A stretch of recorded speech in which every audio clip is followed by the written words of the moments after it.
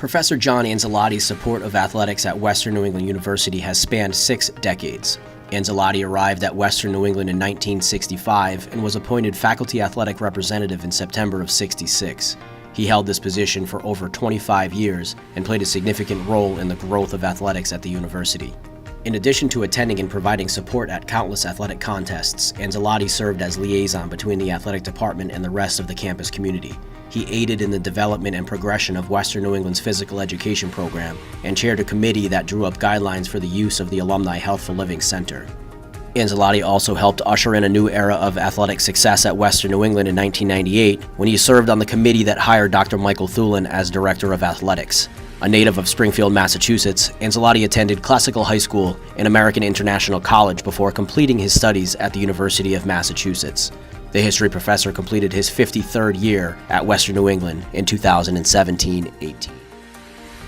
So this isn't for John. This is for the rest of the audience who might hear this video. There's a lot probably that people don't realize about John Anzalotti and his history here at the college. I mean, we all know he's still teaching after 50, I think it's his 54th year, and he got the 50-year award back in 2015, I think.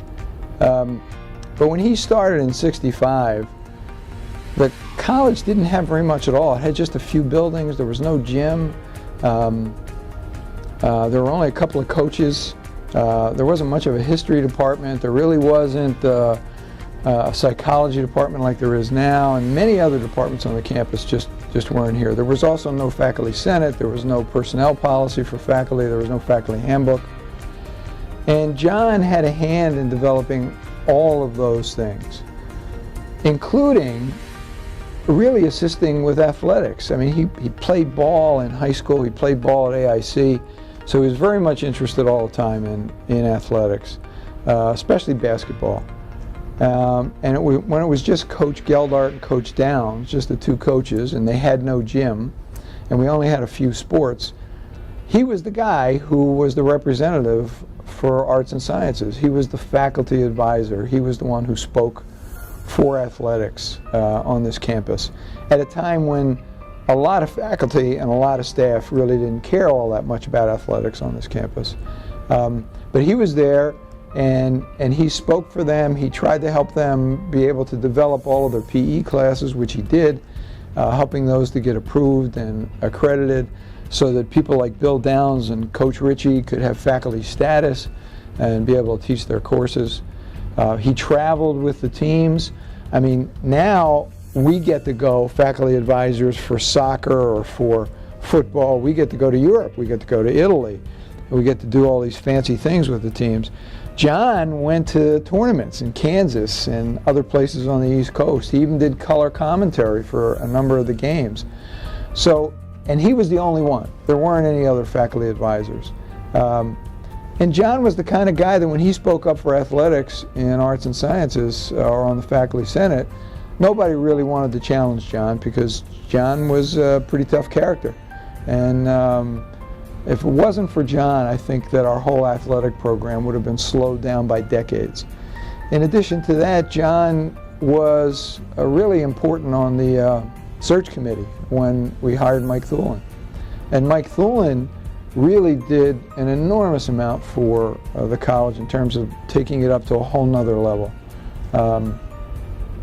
When I come in the HLC now and I see coaches everywhere, I mean, I don't even know how many coaches we have, but there's got to be more than a dozen.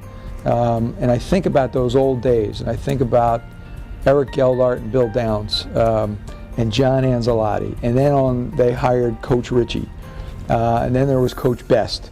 But there were only those 2 or 3 or 4 coaches for long, long periods of time.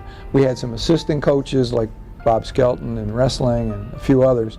But it was really significant that John did as much as he did for the athletic program here. And I think everybody who's in athletics really should thank him for all of that experience and continuity and fight that he put into making sure that athletics was really recognized as an important part of this campus. John Anzalotti and I go back many, many years. He was our first faculty athletic representative, with very few sports, but a great interest in all of them. He was not only a friend, but a mentor to me in the area of academics and my learning how to operate and coach here at Western New England College, it was in those days, which everybody still refers to it as Winnick.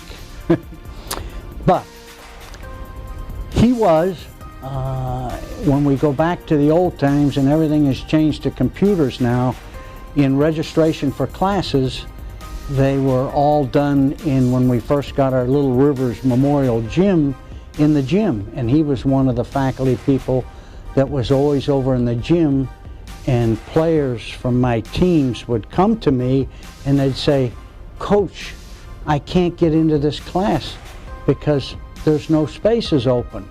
And especially in a case like Mr. Anzalotti, I could go right to him with the student. I'd say, "Do you think there's any chance?" And immediately he'd say, "Of course, I'll take him into class." Now, when you register for class and the computers do the registration, they don't understand those sort of things. So I am kind of a curmudgeon from the old days, but so respectful of the kinds of things that he did for our student athletes, students, and coaches. When we went to he was the faculty athletic representative when we were in the NAIA, and eventually when we went dual NAIA and Division III NCAA.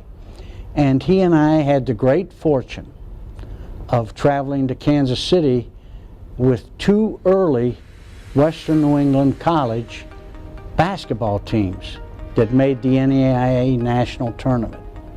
The coach at that time was Eric Geldart, and Eric did not care much for foods like like both myself and Anzalotti did. So he would say, "Are you ready to go to McDonald's?" And we'd say, "No, we got some other plans." And you know, if you're in Kansas City, you're going to go out to dinner and you're going to have a steak, because it's the Midwest and it's one of the steak capitals of the country. And on several occasions, we would separate from Coach Geldart and go to a really nice restaurant and have a wonderful dinner and take 2 to 2.5 hours sitting and in conversation, talking about the athletic program, the academic program, and all sorts of conversation that led me to great camaraderie with Mr. Anzalotti. John Anzalotti was a great teammate in intramurals. I think this is probably why I got even closer to him. The students wanted to beat us so bad, and he was tough, played hard, and we wouldn't let the students beat us. And I think that's when I started to care even more for him. This is really, I think, one of the finest additions to the Athletic Hall of Fame that you can imagine. The man has been a mentor to so many people, a friend to so many people, an instrumental part of this university as it is now for over 54 years, which is only 4 years longer than me. So we are joined at the hip in this great medallion that goes over your neck and honors you for 50 years. A great friend, a great mentor. So happy to see him here tonight.